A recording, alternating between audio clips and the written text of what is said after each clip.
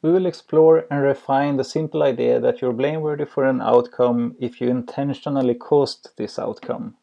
Consider the following case. Susie is walking down the street when she meets an elderly man that she intensely dislikes. She picks up a stone and throws it at the man. The man gets injured. Our immediate reaction is that Susie is blameworthy for the man's injury.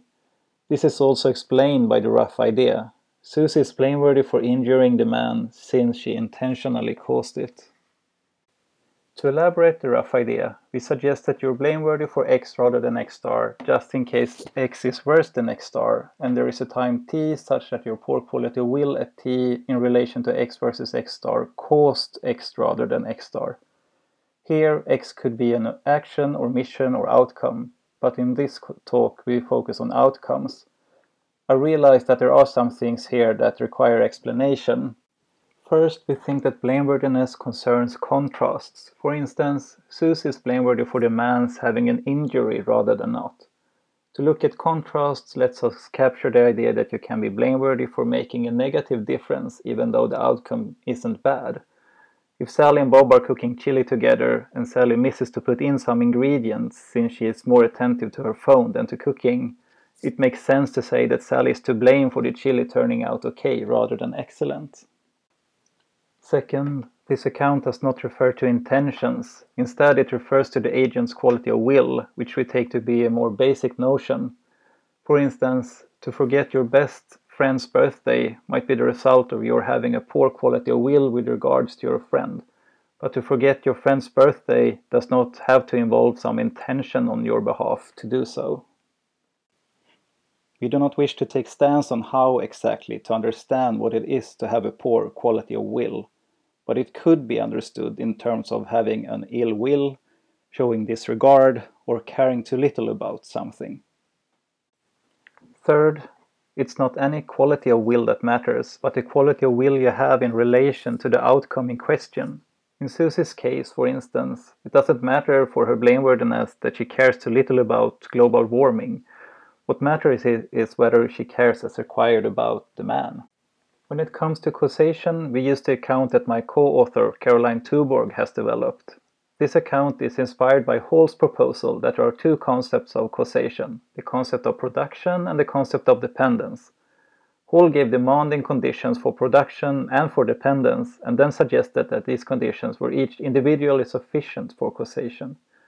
By contrast, we think that the conditions for production and dependence are much weaker, and that these weaker conditions are individually necessary and jointly sufficient for causation. The idea behind the production condition is that a cause must be connected to its effect via a process, for instance via a physical process. There has to be atoms pushing each other or forces influencing each other. This account gives the right verdict in Soul of Susie. There is a physical process connecting Susie's throw to the man's injury. Yet, this proposal has counterintuitive implications in cases of omissions. Consider this case. John is walking along a beach and sees a child struggling in the water. John believes that he could save the child, and in fact he could, but he is disinclined to expend any energy to help others. He decides not to save the child, and the child drowns. It seems here that John is blameworthy for the child's drowning. Still, if we understand causation as a physical process, this is not the verdict we get. We need a more abstract notion of a process which can include omissions. We can get such a notion by starting from minimal sufficiency. A set of concurrent events S is minimally sufficient for a later event E, just in case the occurrence of all the events in S guarantees, given the laws of nature, that E will occur. And if any event is removed from S, the remaining events no longer guarantee, given the laws of nature, that E will occur. C is process connected to E, when there is a chain of such relations of minimal sufficiency. In some cases, this chain is not genuine. It disappears when we consider more intermediate times between C and E. Therefore, we also require that the chain of minimal sufficiencies must remain when we consider more and more intermediate times between C and E. While John's poor quality of will is not connected to the drowning of the child via a physical process, it is process connected to the drowning of the child. John's poor quality of will belongs to a set of concurrent events that is minimally sufficient for the child's drowning. While process connection is necessary for causation, it is not sufficient. For one thing, it gives the wrong verdict in switching cases, such as this. Susie is standing by a switch in the tracks as a trolley approaches in the distance. If she flips the switch, the trolley will travel down the left-hand track. If she does not flip the switch, it will travel down the right-hand track. Further ahead, the tracks converge again, and after that, 5 people are tied to the then single track. Susie wants the 5 to get run over, and she mistakenly believes that they are tied to the left-hand track. She flips the switch so that the trolley travels down the left-hand track, and subsequently runs over the 5 people. However, if she had not flipped the switch, the trolley would still have run over the 5, reaching them via the right-hand track. Here it seems that Susie neither caused the death of the 5 nor is blameworthy for it. However, there is a process connecting Susie's poor quality of will to the death of the 5. So if we take process connection to be a sufficient condition for causation, we must conclude that Susie caused the death of the 5, and, by extension, that she is blameworthy for their death. Also, process connection on its own does not let us distinguish between causes and background conditions. Suppose, for example, that Susie has no royal connections. Is the Queen of Sweden's failure to water Susie's flowers a cause of their death? Intuitively, it's not. However, the Queen's failure to water Susie's flowers is process connected to their death. So, if we take process connection to be sufficient for causation, we get the result that the Queen of Sweden caused Susie's flower to wither away. These difficulties have a common solution, recognizing that there is a second necessary condition for causation, which captures the intuitive idea that a cause must make a relevant difference to its effect. The idea that causes are difference makers is the starting point for counterfactual accounts of causation. In its contrastive form, the idea may be stated as follows. C causes E rather than E star, only if it's the case that if C had not occurred, E star would have occurred instead of E. This condition successfully handles switching cases. In trolley trouble, this principle entails that Susie's poor quality of will is not a cause of the 5 getting run over, since Susie's having a poor quality of will makes no difference to their fate. Still, this account does not explain why the Queen of Sweden is not the cause of Susie's flowers dying. The reason, we think, is that it isn't a relevant possibility that the Queen of Sweden had watered Susie's flowers to begin with. Some possibilities are relevant for causation, others are not. The class of possibilities that are relevant is itself a causal relatum, and we shall call it a possibility horizon. To incorporate this idea, we may say that C causes E rather than E star within possibility horizon H, only if it's the case that in the closest to A at T world in H, where C does not occur, E star occurs instead of E. Here A is the actual world. As is well known, the simple counterfactual condition is not necessary for causation. Consider for instance a case where everything is as in Solo Susie, except that Billy also wants the man injured. Had Susie not thrown her stone, Billy would have thrown a stone himself a moment later, and the man would still have been injured. Here it is clear that Susie's throwing her stone is a cause of the man's injury. Still, if Susie had not thrown her stone, the man would have been injured anyway. In order to capture the idea that making a difference is necessary for causation, we need a more subtle notion of difference making. We use the notion of security to capture this. On our picture, C causes E rather than E star, only if it's the case that in the closest to A at T world, where C does not occur, E is less secure and E star is more secure than they are in the actual world. While Susie does not make a counterfactual difference to the man's injury, she does make the injury more secure. To see this properly, we have to settle the relevant possibility horizon. In the actual world, both Susie and Billy has a poor quality of will and the man is injured. In another possible world, W1, Susie cares as required about the man, but the man is still injured since Billy does not. In yet another possible world, W2, Billy cares as required, but Susie does not, and the man is injured. In a more distant world, W3, both Susie and Billy has the required quality of will, which means that no one throws a stone and the man isn't injured. Now, the man's injury is more secure, given that Susie has a poor quality of will. In the actual world, two things would need to change in order for the man not to be injured. Both Susie and Billy would have to care as required about the man.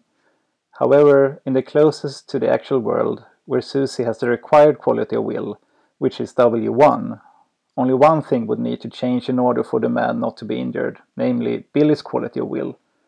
For similar reasons, the man's not getting injured is less secure. It is further from happening in the actual world than it is in the closest to the actual world at T, where Susie cares as required.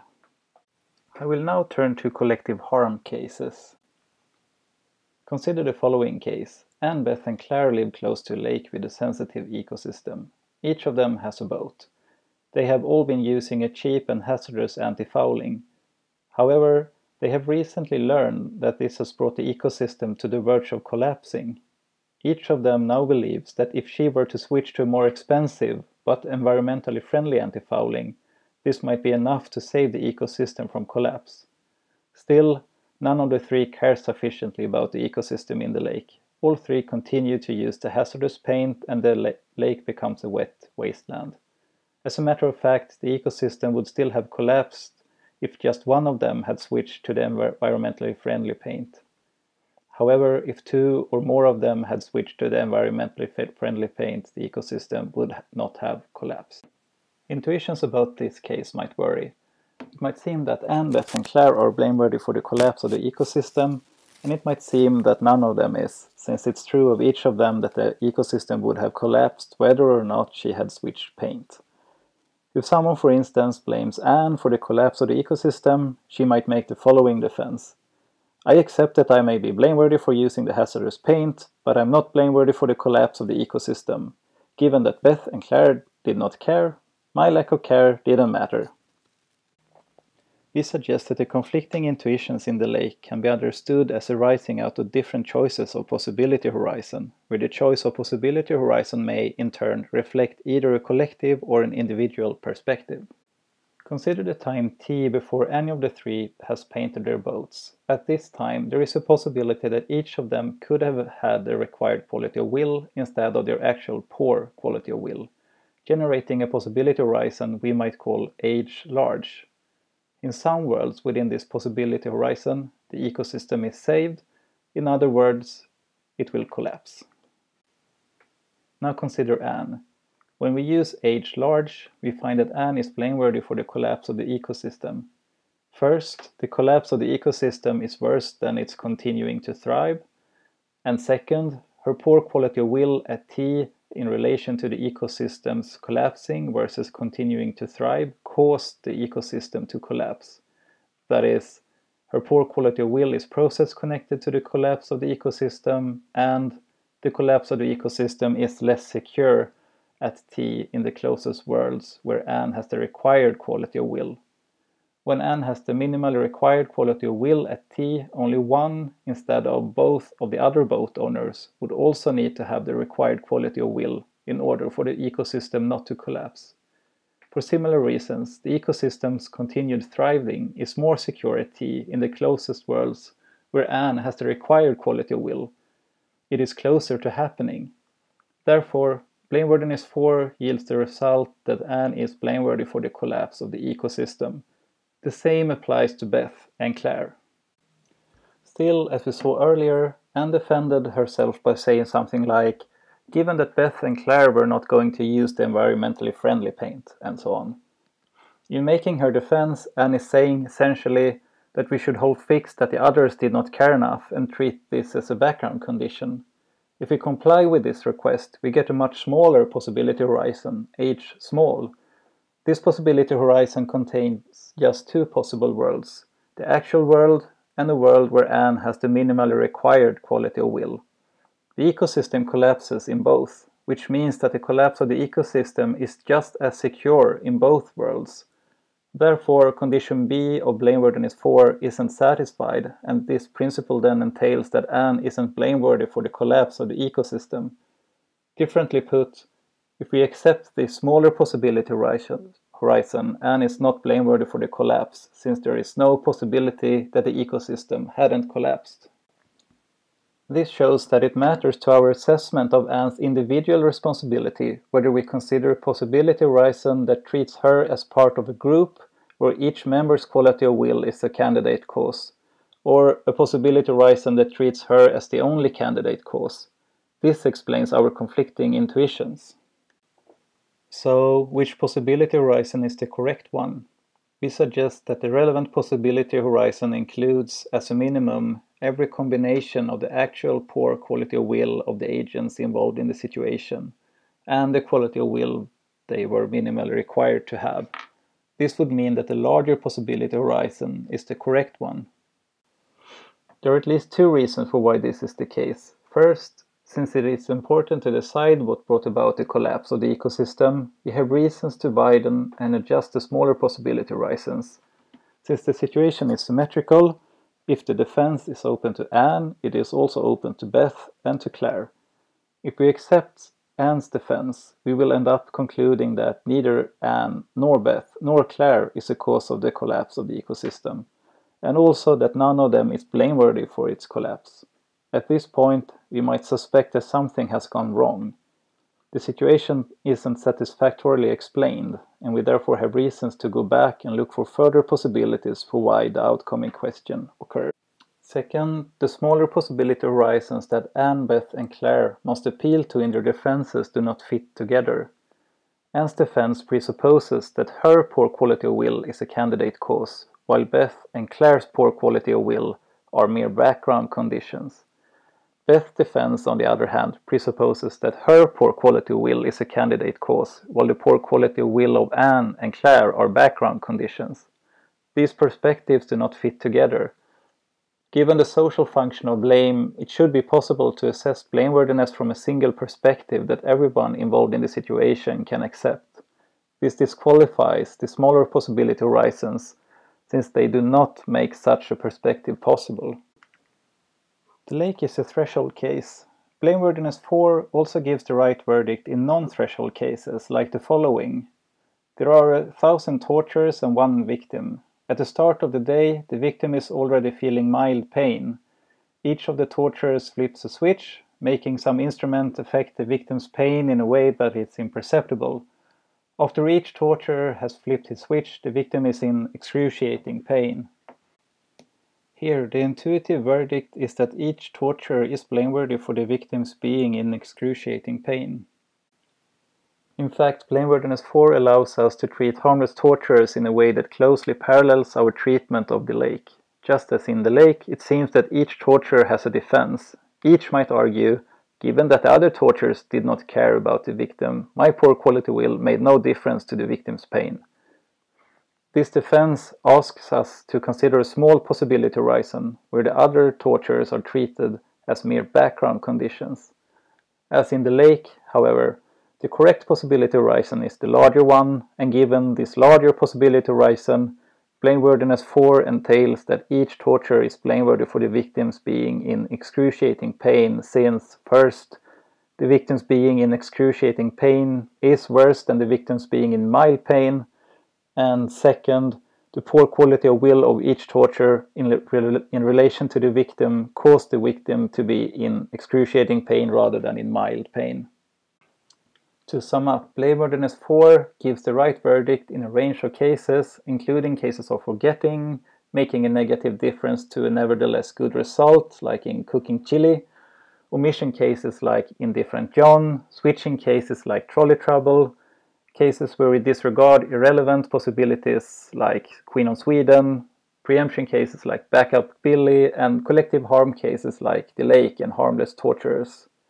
It also gives the right verdict in a range of cases I have not discussed today, like cases of overdetermination and Frankfurt-style cases. That, however, has to be the topic for another day. Thank you.